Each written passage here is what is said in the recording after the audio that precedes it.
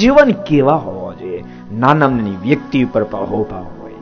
અમુક ઇતિહાસો ભક્તો આપણું હૃદય નાચી ઉઠે એવા જોવા મળે. પંજાબના રાજા રણજીતસિંહનો પ્રસંગ મેં તમને આગળ કીધું તો બીજો અદ્ભુત પ્રસંગ બતાવો. કેવો માણસ હશે. એની સવારી ચાલી જતી હતી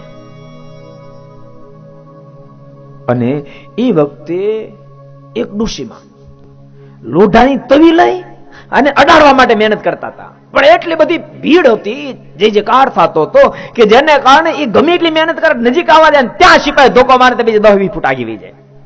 7-8 ફેરી આવું થયું. અને 7-8 ફેરી આવું થયું ને રણજીતસિંહ મહારાજા જોઈ ગયા. મહારાજે પ્રશ્ન પૂછ્યો સિપાહીનો, આ માજી કેમ અહીંયા નજીક આવવા મહેનત કરે છે?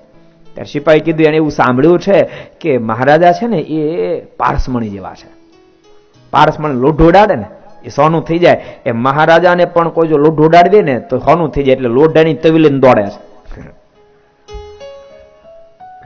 અહીંયા સુધી સિપાહી આવવા ન દેતા.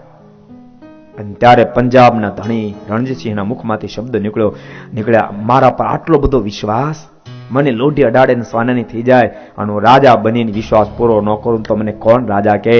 જાઓ સિપાહીઓ, એની લોઢી લઈ લો, એની બારો ભાર એનો સોનું અપાવો, જાઓ, મારી આજ્ઞા છે.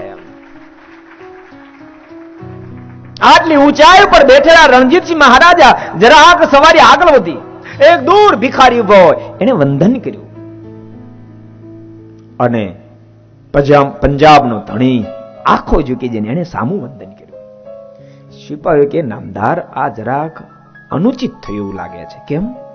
ભિખારી તમને વંદન કરે તો સમજી શકાય, અને તમે આવડા મોટા મહારાજા એને વંદન કરો, એને પગે લાગ્યા. અરે બધી રેત આપને પગે લાગે, તમે ભિખારીને પગે લાગે, એને વંદન કર્યું.